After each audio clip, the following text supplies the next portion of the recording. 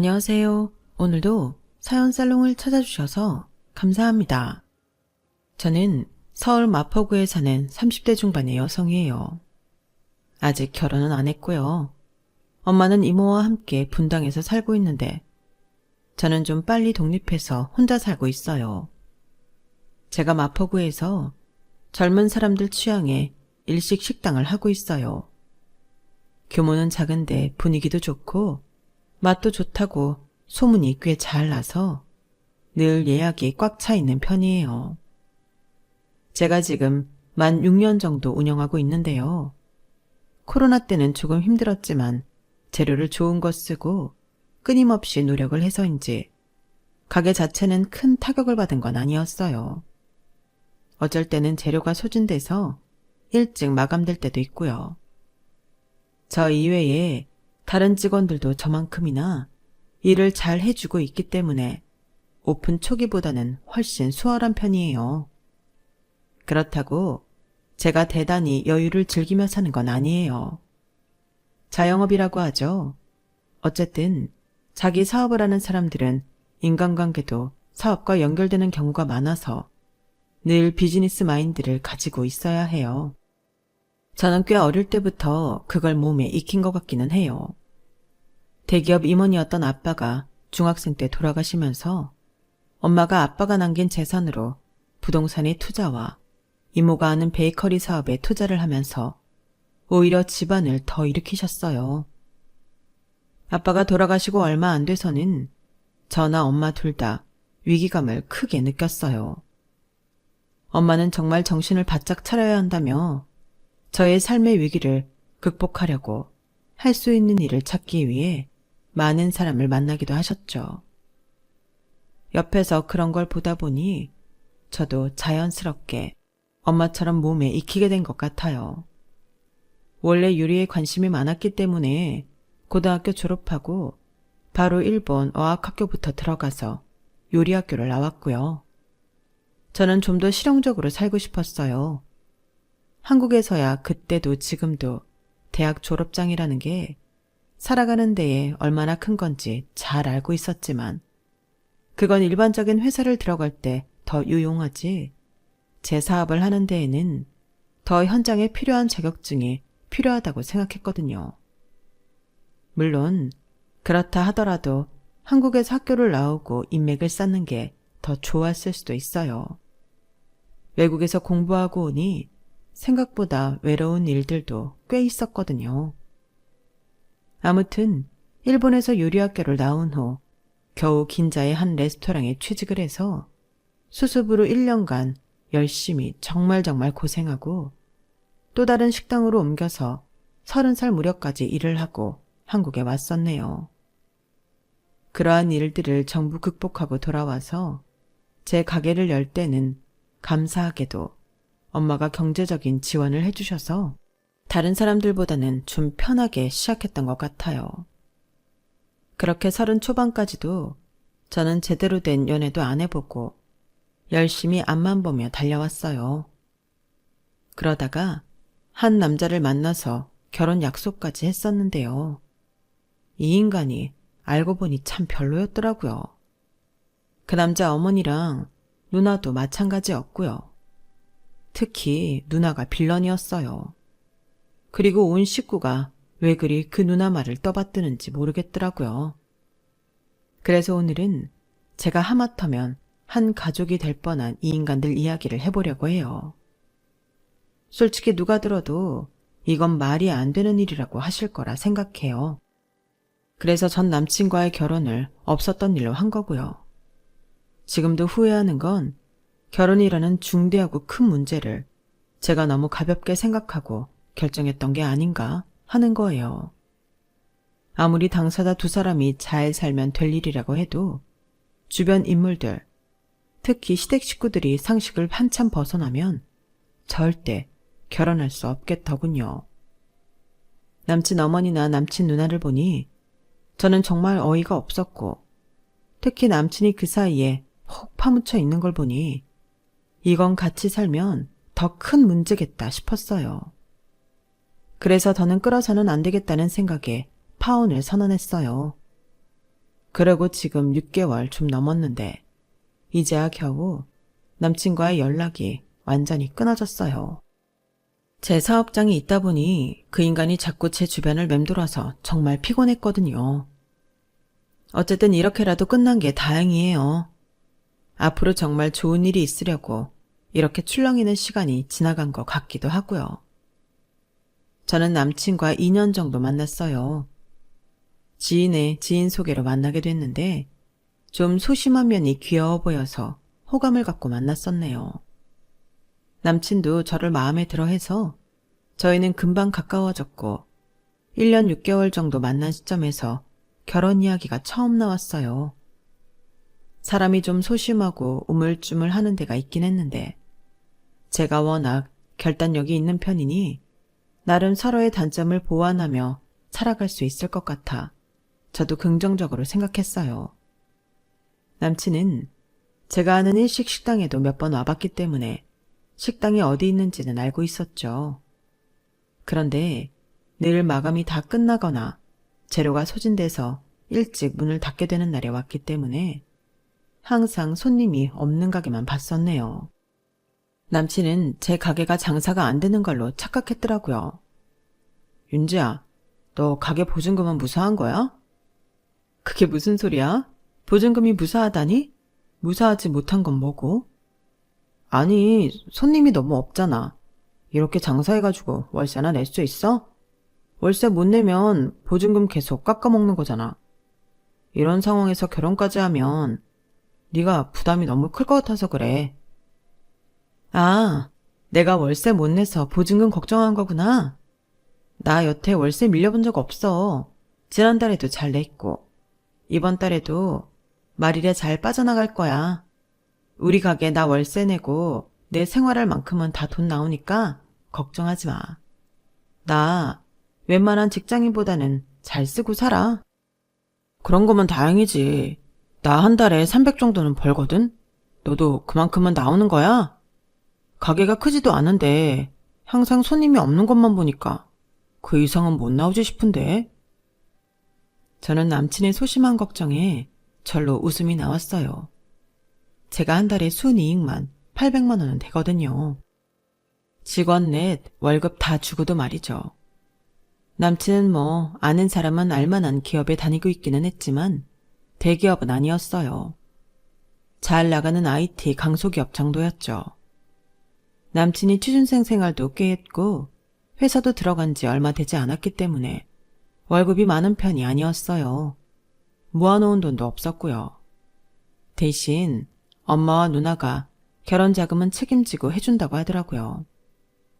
남친 아버지가 남겨놓은 재산이 꽤 돼서 먹고 사는데 큰 지장은 없다고 했어요. 저는 뭐 크게 신경 쓰지 않고 그러려니 했고요. 앞에서도 말씀드렸듯이 저희 집은 엄마가 대장부 기질을 발휘하셔서 꽤 풍족했고 이모의 베이커리 사업도 잘 되고 있어서 걱정이 없었어요. 이모는 자녀 둘 다 외국에서 결혼해서 살고 있어서 엄마와 함께 살고 있었고요. 나이 들어 자매가 서로 의지하며 사는 것도 좋더라고요. 저희 엄마랑 이모를 보면 그래요. 심심하지 않고 같이 여행도 다니고요. 사실 제 가게가 있는 건물이 엄마 명의로 된 거예요. 뭐 명목상 보증금이니 드리기는 했지만 엄마가 딸한테 그런 거 받으시겠어요? 고스란히 다 제 통장으로 다시 보내셨어요. 혹시라도 제 가게 장사가 잘 안 되는 상황이 된다 해도 엄마 백이 있어서 크게 걱정할 일은 없었어요. 저는 그런 이야기를 굳이 하지는 않았어요. 남친 집이 얼마나 여유가 있는지 모르겠지만 안 그래도 소심한 사람이 저희 집하고 일일이 비교하며 열등감이라도 느끼면 어쩌나 싶었거든요. 만나다 보니 좀 그런 면들이 보여서 걱정이 되긴 했어요. 그럼에도 그때는 왜 열등감으로 남을 무시하거나 올려치게 하는 것들을 별스럽지 않게 생각했나 모르겠어요. 결혼은 생활이고 현실인데 당연히 그 사람 성격에 영향을 미칠 텐데 말이죠. 저희 엄마는 분당이 처음 붐이 일어날 무렵에 아파트를 사셨고 그곳에서 쭉 살고 계세요. 그러니 좋기 30년은 됐고 요즘 지은 아파트 같지는 않아요.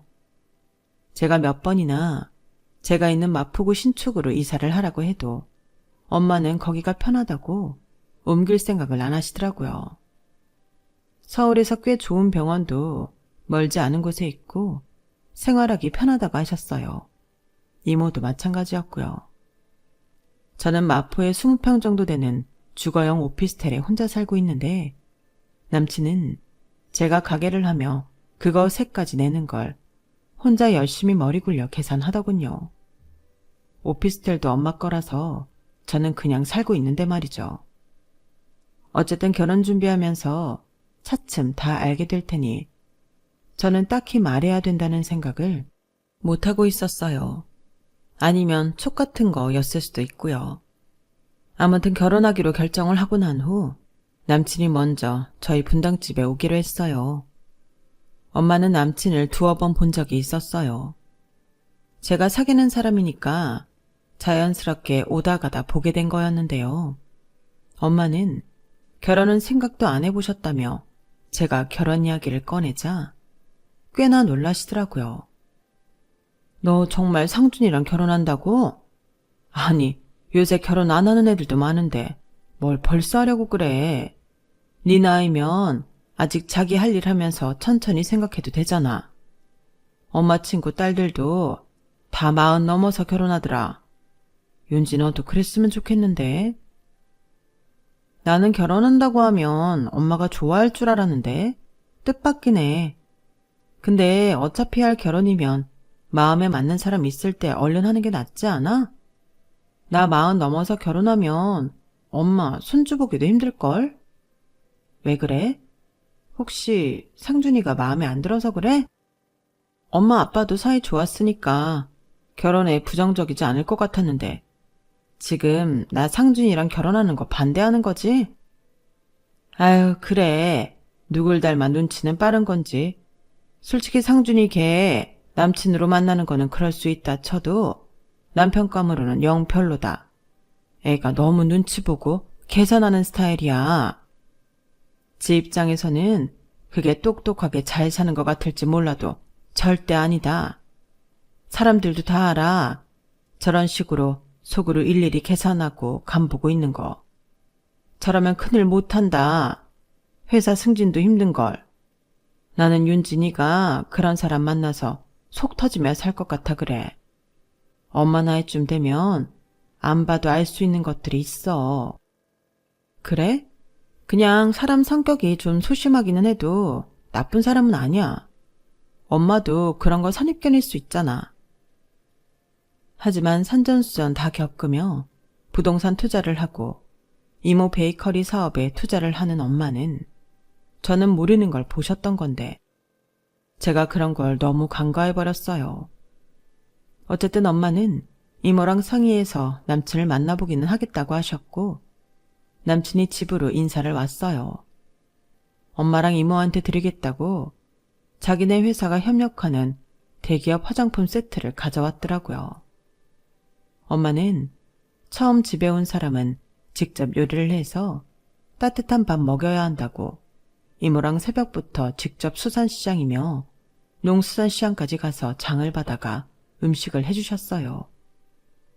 엄마랑 이모는 남친을 극진히 대접하기는 했지만 마음에 들어하지는 않으셨어요. 그래도 제가 결혼한다고 하니 마지못해 알겠다고 하셨고요. 그런데 남친은 정말 분위기 파악을 못하더군요. 이모가 조금 티를 내서 남친이 상처받을까 걱정했는데 이러는 거였어요. 니네 집 아파트 되게 구축이더라. 이모까지 같이 사는 거면 생활비 아끼려고 하는 거 맞지? 엄마랑 누나가 나 니네 집 가서 어땠는지 엄청 물어봐서 내가 잘 대답하려고 완전 진땀 뺐잖아. 왜 진땀을 빼? 그냥 있는 그대로 대답하면 되지. 우리 엄마랑 이모가 너한테 섭섭하게 한 거 없는데? 왜? 아, 그거야 물론 그렇지. 근데 집안 분위기라든가 니네 어머니랑 이모님 차림새가 어땠는지, 집에서 쓰는 물건들은 값 나가는 건지 뭐 그런 거 많이 물어봤어. 집안 물건이 뭔지 물어보셨다고? 그냥 다들 쓰는 거 쓰지 뭐 별다르겠어. 아니, 엄마도 엄만데 누나가 좀 그런 거에 예민해. 우리 집이랑 니네 집이랑 수준 차이 날까봐 그러는 거지. 무슨 수준을 말하는 거야? 우리 못 사는 거 아니야. 네가 봤으면 알 거 아니야. 뭐 네 입장에서는 니네가 못 사는 거 아니겠지만 우리는 또 다를 수 있잖아. 이러면서 은근히 뻐기는 표정을 짓는데 처음으로 그 인간이 참 못나 보이더라고요. 여태 좋아했고 100년 가약을 맺겠다고 맹세할 정도로 장점만 보아왔는데 말 한마디와 표정 한마디로 사람 생각이 이렇게 변할 수 있다니 참 신기했어요. 엄마도 누나도 네가 일본 요리학교가 최종 학력이라니까 좀 싫어하더라고. 그런 얘기를 굳이 했어? 나중에 내가 뵙고 잘 말씀드리려고 했는데 너도 우리나라 사람들이 대학 졸업장이라는 걸 어떻게 생각하는지 잘 알면서 그런 말을 하면 어떡하냐? 물어보는 건 대답해야지. 너야말로 그게 문제될 거 아니면 네가 떳떳하게 나오면 되잖아. 이제는 아주 제 핑계까지 대는데 솔직히 남친이 이런 사람이었나 실망스럽더군요. 아무튼 엄마나 누나는 너 별로 마음에 안 들어 하셔. 장사라는 게 잘 될 때가 있으면 안 될 때도 있는데 웬만한 젊은이들 100% 마지막에 망한다며 굳이 너랑 결혼해야 되냐고 하시더라고. 누나는 나 정도 회사 아니어도 작은 회사 다녀도 매달 정기적으로 돈 들어오는 일 했으면 좋겠다고 하고 내가 너도 나만큼 번다고 해도 마음이 안 놓인대. 그럼 말하고 싶은 게 뭐야? 니네 집에서는 나 안 보겠다고 했다는 거야? 아니 그런 말이 아니고 그러니까 네가 점수 딸 일을 좀 했으면 좋겠다 이거지. 대발이 그렇게 들렸나? 그건 아니었어. 그게 아니었으면 엄마랑 누나한테 이런 거 하면 좋아한다 이렇게 말했으면 되잖아. 굳이 너를 마음에 안 들어하고 다른 사람 만나기를 바란다는 말을 그대로 하는 건 뭔데? 듣는 사람 입장은 조금도 생각 안 해? 어차피 만나야 될 거면 그런 얘기는 안 하느니만 못하잖아. 얘기가 그렇게 되나? 몰랐네. 아무튼 나는 잘해보자는 뜻이었어. 저는 남친의 황당한 태도에 이미 기분이 상했어요. 앞으로는 엄마나 누나가 하는 말 곧이곧대로 전하지 않고 잘하겠다고 했지만 이미 엎질러진 물이었으니까요. 또 제가 요리학교를 졸업하고 남의 나라에서 오랜 시간 고생하며 일궈온 일들을 무시하는 것 같아 상당히 불쾌했고요. 사실 그때까지 살면서 눈앞에서 대놓고 제가 마음에 안 든다는 말을 들어본 적이 없었거든요. 그만큼 나름 처신을 잘하고 살았고 서로 기분 나쁘지 않게 예의를 지키며 살아왔으니까요. 또 제가 비호감이라는 말은 들어본 적도 없어서 눈앞에서 남친이 자기네 식구가 저를 마음에 안 들어한다는 말이 꽤나 충격적이었어요. 그 무렵 저는 엄마와 이모 생신 선물로 제주도 여행과 두 분이 커플처럼 들고 다니시라고 명품 브랜드에서 나온 신상 백을 하나씩 선물해 드리기로 했어요. 엄마와 이모 생일이 일주일밖에 차이가 나지 않아서 늘 일주일을 잡아서 생신주간이라며 함께 축하했거든요. 그래서 이번에는 두 분 2박 3일 제주 여행과 신상 백을 선택한 거였죠. 남친은 퇴근하고 가게에 저를 보러 왔다가 제가 엄마랑 신상 백하고 제주도 호텔 얘기하는 걸 듣고 있었어요. 엄마가 자꾸 해운대에 가고 싶다고 하셔서 해운대가 더 좋을지 제주도가 더 좋을지 이야기 중이었거든요. 결국은 제가 처음에 계획한 대로 제주도로 가기로 했고요. 그래서 호텔을 제가 포인트 많이 쌓아놓은 땡땡 호텔로 가자고 했고 결국 엄마도 그러자고 했네요. 다음날 제가 엄마와 이모 신상백을 사러 백화점에 가는데 남친한테서 불쑥 전화가 왔어요. 지금 그럼 어머니랑 이모님 신상백 사고 있는 거야? 두 분 다 좋으시겠다. 그렇게 새로 나온 명품백 선물로 받고 거기다가 제주도 여행도 가잖아. 뭐 바람 쐬고 새 물건도 갖고 그러니 기분 좋으시지. 너도 돈 좀 모이면 어머니 해드려. 나는 돈이 없잖아. 매달 카드값 메꾸고 대출금 내는 것만으로도 벅차다. 앞으로 결혼 준비도 해야 되잖아.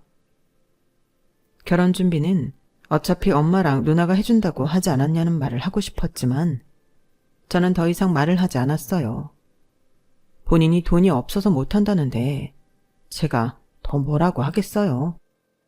그런데 엄마와 이모가 제주도에 가기 이틀 전인가 남친이 이런 말을 하는 거였어요. 윤지야, 네가 우리 집에 점수 확실히 딸 방법 내가 생각해냈어. 내 말대로 한번 해봐. 점수를 딴다고? 뭘 하면 따는 건데? 그 말 자체가 마음에 안 들었지만 일단 드러나보자 하는 심산이었어요. 우리 엄마도 니네 어머니랑 이모 가는 제주도 호텔 보내줘. 그리고 누나한테는 그 신상 백 사주고. 네가 결혼 전에 이렇게 해봐. 그러면 두 사람 다 얼마나 좋아하겠어. 너를 보는 눈도 달라질 거고. 진짜 괜찮은 방법이지. 나는 좀 이상하다고 생각하는데? 나 자체가 별로 마음에 안 드는 건데 그런 걸로 나를 보는 눈이 바뀐다고?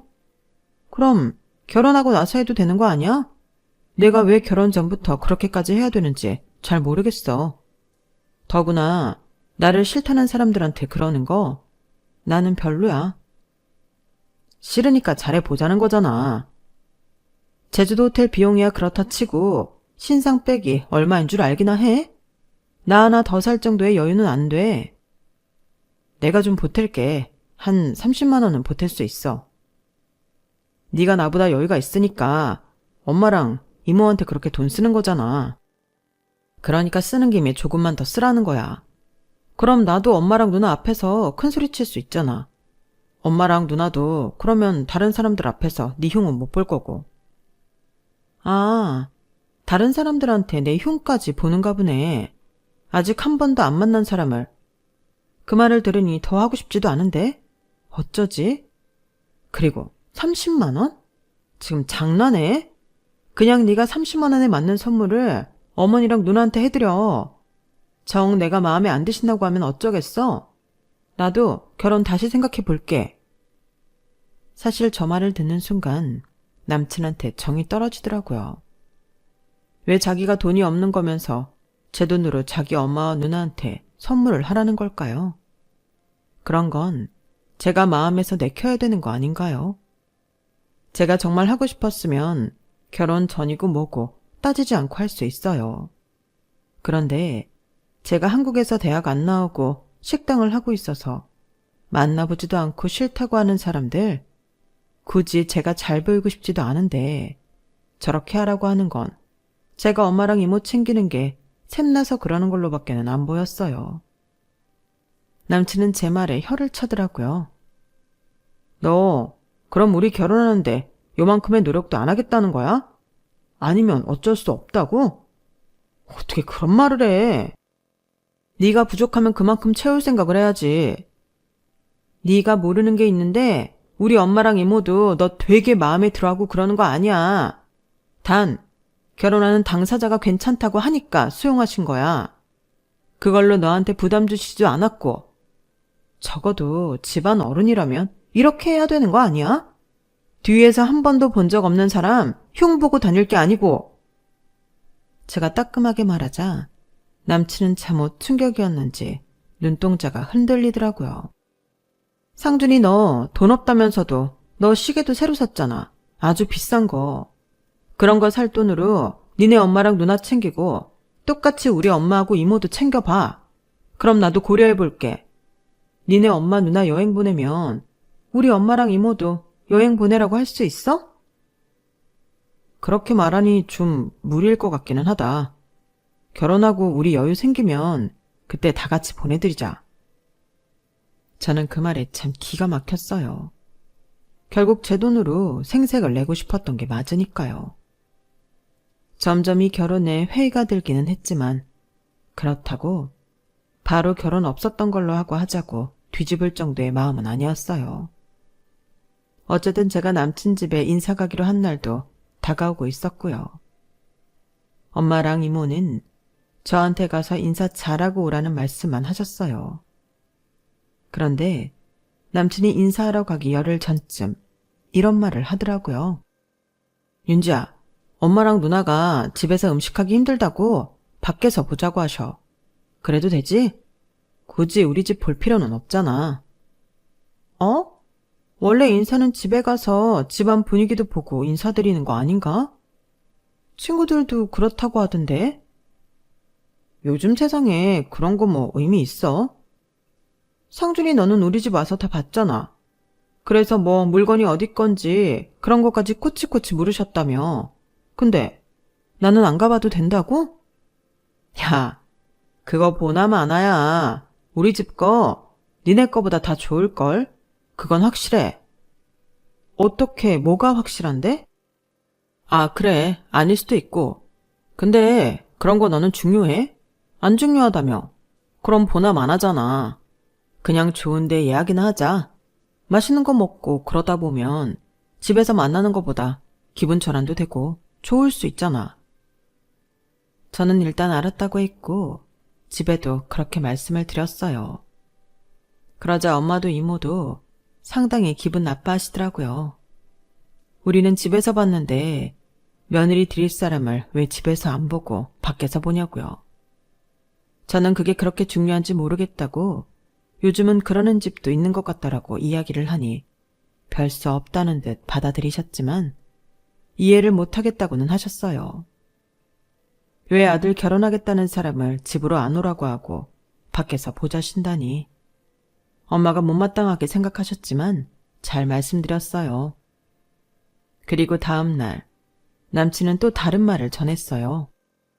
누나가 밖에서 보자고 강력하게 주장해서 그렇게 했는데 엄마가 그래도 집에 잠깐 와봐야 되지 않겠냐고 하셨어. 그래서 밥 먹고 집에 가서 차 한 잔 정도는 주실 수 있다고 하시네. 우리 엄마 완전 괜찮지? 너도 우리 집 분위기도 볼 수 있고. 아, 그래. 되게 배려해 주셨네. 알았어. 뭐야? 왜 너 비꼬는 거 같지? 비꼬는 거 아니지? 우리 엄마도 너 그래도 우리 집 가족 될 사람이라고 집에서도 보자고 하신 건데 꼬여 있으면 안 되는 거잖아. 네 말대로 가족 될 사람이면 처음에는 집에도 부르는 건데 뭐 대단한 거 해주는 것처럼 말하잖아. 그래서 나도 그렇게 대답해 봤어. 윤지야, 결혼 전부터 이러지 말자. 서로 차이가 나도 속으로 꼬고 있고 그러면 안 되잖아. 그놈의 차이. 그래, 알았어. 그럼 뭐 예약은 어머니나 누님이 하시는 거야? 그게 누나가 그런 좋은 식당들은 네가 더 잘 알지 않겠냐고 하더라고. 내 생각도 그렇고. 그러니까 예약까지는 네가 해주면 안 될까? 우리 집에서 멀지 않은 대로. 그 정도야 해주는 게 어려운 것도 아니고 알겠다고 했어요. 문제는 제 마음이 점점 식어가는 거였죠. 그런데 남친은 정말 더럽게 눈치 없는 놈이더라고요. 소심하고 자기 방어만 할 줄 알지 남의 기분 같은 건 요만큼도 생각할 줄 모르는 이기주의자였어요. 결혼 전에 그런 걸 안 게 다행이긴 했죠.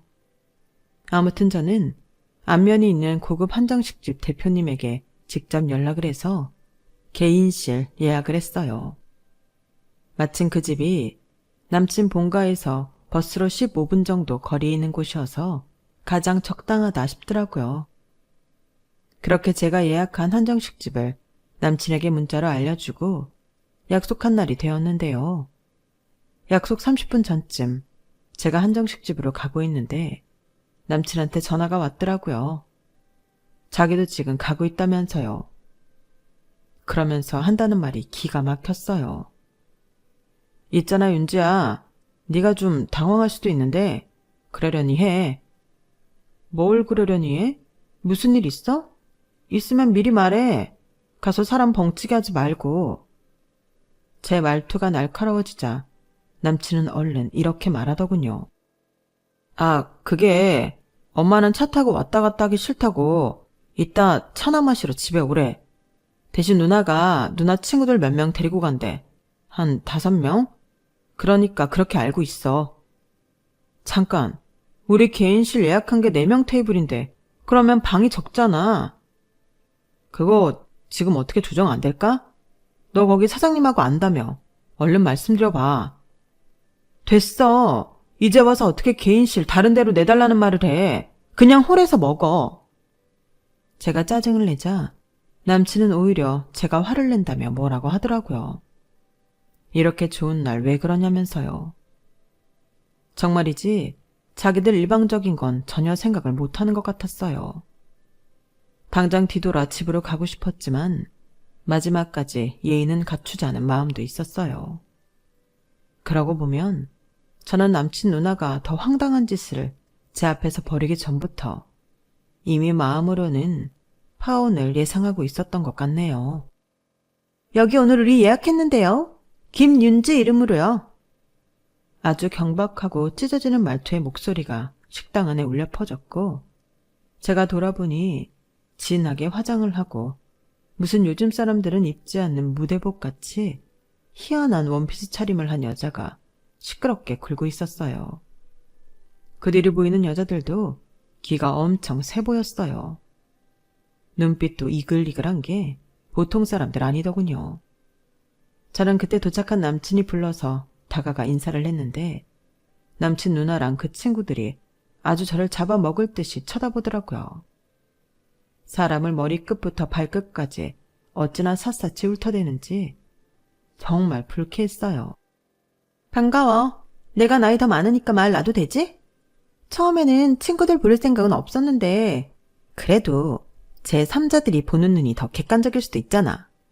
마침 여기 온다니까 와보고 싶다는 친구들도 있었고 이 정도 규모인 식당 사장하고 알 정도면 너도 꽤 하긴 하나 보다? 밥 먹고 살긴 한다는 게 거짓말은 아닌가 봐. 그 말에 제가 남친을 획 보자 남친은 얼른 눈을 피하더라고요. 그동안 저를 꽤나 하찮게 봤다는 걸 알 수 있었거든요. 남친도 그걸 들켰다는 걸 알고 제 눈을 피한 거고요. 아무튼 사람들도 앉고 저와 남친도 앉고부터 바로 에피타이저부터 서빙이 되기 시작했어요. 고급 한정식집이 다 그렇듯이 개인 접시에 다 각자 음식이 나오잖아요. 그때부터 남친 누나 친구들의 수다가 시작됐어요. 식당 한다길래 무식하게 생겼을 줄 알았는데 그건 아니네. 그냥 평범하다. 일반에서 다닌다고 해도 믿겠다. 근데 원래 식당하고 그러면 다들 좀 통통하지 않아? 상준이 여친은 마른 편이래. 저래서 음식 맛이 있을란가 모르겠다. 그래도 이런 쯤 예약 턱 잡아서 이렇게 바로 음식 준비되는 거 보면 한 닭가리 하나보다 야. 저런 올케도 나쁘지 않을 것 같은데? 그러면서 지들끼리 찢고 빻고 아주 난리도 아니었어요. 저는 황당하고 기분 나빴고요. 그런 와중에 남친 누나는 제 팔을 확 잡아서 일으켜 세우더라고요. 이제 정식으로 인사해야지. 어디 어른들 앞에서 편하게 앉아있으려고 그래. 다들 봤으니 알겠지만 얘가 상준이 여친이고 결혼할 사람이야. 다들 잘 봐도 네가 결혼하고 나면 나한테 하는 만큼 잘해드려야 하는 분들이야. 슬슬 인내심에 한계가 생기려는데 남친 누나가 폭탄을 투척했어요. 내가 여기 검색해보니까 이 집 메뉴 중에 갈치석박지하고 간장게장이 포장된다고 하네? 인기도 되게 많대. 맛이 아주 고급스럽고 괜찮은가 봐. 그거 오늘 다들 하나씩 가져가야 이 정도는 상준이 여친이다 내줄 거니까 걱정하지 말고. 내가 들어올 때 카운터에 미리 다 얘기해뒀거든.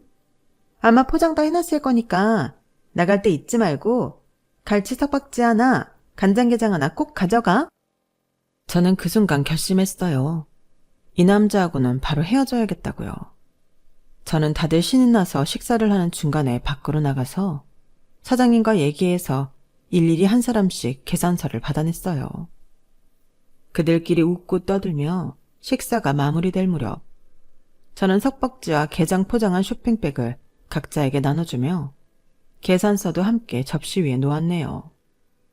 그걸 본 남친과 남친 누나의 표정이 일그러지는데 정말 볼만하더라고요. 상준이 어머니가 집에 와서 차 마시라고 하셨다는데 제가 거기까지 갈 필요는 없을 것 같고 여기서 정리를 하는 게 낫겠다 싶어요. 저는 이 결혼 안 하는 걸로 결정했거든요. 아니, 집안 식구 인사하는 자리에 어머니도 아니고 그 누나가 자기 친구 5이나 데리고 나와서 음식 포장까지 해서 가져간다고 하는 거는 저를 식구로 받아들이기 싫다는 뜻 아니겠어요? 그래서 그 뜻대로 해드릴게요. 식사하신 거 1인당 15만 원에 석박지가 2만 원, 간장게장이 3만 8천 원, 한 사람당 20만 8천 원씩 정확히 계산하고 나가세요. 저는 아주 침착하게 목소리를 낮춰서 말했는데 남친 누나는 바로 소리를 버럭 지르더라고요. 홀에 있는 사람들이 다 쳐다볼 정도로요. 야, 너 지금 미쳤어? 이게 뭐 하는 짓이야? 나랑 상준이 물 먹이겠다는 거야? 물 먹이라고 한 건 그쪽 아니었어요? 그래서 그대로 돌려주겠다는 건데 뭐가 잘못됐나요? 제 말에 남친까지 씩씩대며 이렇게 말했어요. 윤지 너 지금이라도 당장 사과하고 계산서 걷어가서 얼른 네가 다 계산해. 이게 뭐 하는 짓이야? 우릴 창피 주려고 작정한 거 아니면 어떻게 이럴 수 있어? 너야말로 이게 뭐 하는 짓이야? 어떤 집에 결혼할 사람이 오는데 이런 데 예약하라고 해서 상관없는 사람들까지 먹이고 포장까지 해서 손님한테 덤튀기를 씌워? 나 너랑 아직 아무 사이도 아니야. 그냥 결혼 약속만 하고 인사하는 거야. 그런데 이러는 건 내가 보통 마음에 안 드는 게 아니니 네가 나가 떨어져라 하는 거 아니야? 그러니까 결혼 안 하겠다고. 어머, 대학 안 나와서 못 배워먹으니 저러는 것 좀 봐. 라는 남친 누나한테 저는 똑바로 말했어요. 이봐요 아줌마. 여기 있는 사람 아무나 붙잡고 물어보세요. 누가 무례하고 못 배워먹었는지요. 여기 사장님도 저처럼 대학 안 나오고 호텔 조리사로 일하시다가 차리셨는데 그분한테도 이렇게 말씀해 보시죠. 어쨌든 이렇게 댁들 본 모습을 알게 돼서 정말 다행이네요. 제가 하마터면 아주 지옥으로 걸어 들어갈 뻔했어요. 저는 아줌마 동생하고 결혼 안 할 테니까 어디 괜찮은 사람 있나 다시 찾아보세요. 아이고, 돈도 없고 학벌도 없고 남은 건 자존심밖에 없구만. 그래, 너 어디 가서 우리 상준이 같은 애 다시는 못 만나. 그런 줄 알아. 제가요, 순수익만 800이 넘어요. 직원들 월급 다 주고 저한테만 떨어지는 게 800 넘는다고요. 그리고 거기 월세는요, 너무 감사하게도 그 건물 주인이 우리 엄마라서 저는 안 내도 되거든요. 제가 월세라고 보내줘도 엄마가 다시 제 통장에 넣어주세요. 저희 엄마랑 이모가 같이 사는 아파트가 구축이라 오해들을 한 것 같은데 제가 마포에 살고 있는 오피스텔도 저희 엄마 거예요. 지금 누가 누구더러 돈이 없다고 하는 건지 모르겠네요. 엄마 앞으로 신축 아파트도 하나 더 있고 그거 전세 돌리고 있는데 혹시 그 정도 재력은 되고 말씀하시는 거예요? 애당초 잘 보여야 되는 건 제가 아니라 댁 동생이었다고. 정신 좀 차려. 그러니까 나 이딴 결혼 안 한다고. 제가 마지막에 목소리를 높이니까 남친 누나랑 남친은 안색이 하얘져서 서로 쳐다보기만 하더라고요. 그러더니 겨우 남친이 입을 벌려서 한다는 말이 이거였어요. 야, 그 건물, 그 알짜배기 땅에 있는 그 10층 건물이 네 엄마 거라고? 거기서 너한테 나오는 돈만 800이라고? 그게 사실이야? 내가 미쳤다고 그런 거 갖고 거짓말하겠어. 정 못 믿겠으면 내 통장 보여줄게. 그리고 거기 주민센터 가서 알아보든지 알아서 해. 우리 엄마 이름이 건물주로 나올 테니까. 엄마랑 이모랑 같이 사는 거 그냥 서로 즐겁게 의지하며 살려고 같이 사는 거야. 자매가 떨어져 살아서 뭐 하겠어. 그렇게 함께 살며 말년에 여행 같이 다니고 그런 재미에 사는 거지. 아무튼 나는 할 얘기 다 했고 다들 계산 잘하고 나가세요. 그러면서 제가 돌아서 나가자 뒤에서 남친 누나가 남친한테 뭐라고 막 하더라고요. 그러더니 남친이 황급하게 나와서 저를 붙잡았어요. 저기 윤재야, 네가 오늘 당황한 건 알겠어. 그래, 계산은 우리가 알아서 할게. 일단 우리 엄마한테 가자. 집에 가자고. 엄마한테 약속했으니 가서 인사는 해야지. 됐어. 어차피 나 별로라고 생각하고 이 자리에 나오지도 않으신 거잖아. 내가 그 집을 왜 가? 나 가야 될 이유 없어. 결혼도 안 할 건데 왜 가? 너랑 헤어지는데 내가 뭐 타러 가냐고. 헤어지다니. 그런 말이 어딨어. 왜? 이때까지 너 헤어지려고 판 깐 거 아니야? 아니야. 내가 그런 걸 왜 해. 그럼 이게 같이 결혼해서 잘 살아보자는 거야? 나더러 나가 떨어지라는 거지. 너는 그런 거 판단도 안 돼? 너밖에는 모르니까 다른 사람 감정에는 관심도 없는 거야. 내가 미쳤다고 능력도 안 되는데 사람 기분도 헤아릴 줄 모르는 인간하고 사냐? 저리 좀 꺼져줄래? 그렇게 저는 남친을 뿌리치고 집으로 와서 그날 있었던 일을 전부 얘기했어요. 엄마랑 이모는 이렇게라도 제가 결혼 안 하게 된 게 다행이라고 하셨고요. 저도 천만 다행이라고 했죠. 그 뒤로 남친은 저한테 울며 불며 전화하고 가게 앞으로 찾아오고 무릎 꿇고 별짓을 다 했지만 저는 이미 마음을 접었고 그동안 정도 다 떨어져서 마음이 돌아서지 않더라고요. 남친이 저러는 것도 누나랑 엄마 지령을 받아서 하는 짓 같았고요. 제가 한 번만 더 찾아오면 스토커로 신고해버린다고 하니 그제야 저를 찾아오지 않았어요. 그렇게 정리를 하는 데에 6개월이 걸렸네요. 저는 이제야 다시 평안을 찾고 제 일에 집중하고 있어요. 엄마 말씀대로 좀 더 저만의 생활을 즐기고 일을 하다가 결혼하는 것도 나쁘지 않은 것 같아요.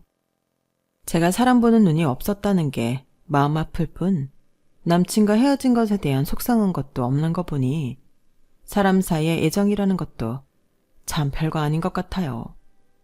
아무튼 저처럼 상대가 뭔가 미심쩍은데 결혼하기로 했으니까 하는 마음으로 끝까지 밀고 나가시는 분 없으면 좋겠어요. 한 번쯤 주변 의견도 들어보고 객관적으로 차분히 살펴보시길 바라요. 그래야 인생의 큰 일에서 실수가 없을 테니까요. 그럼 제 이야기는 여기서 마칠게요. 들어주셔서 감사해요. 모두 건강하시고 행복하세요. 여러분, 사연 댓글에 응원과 현명한 조언 부탁드려요.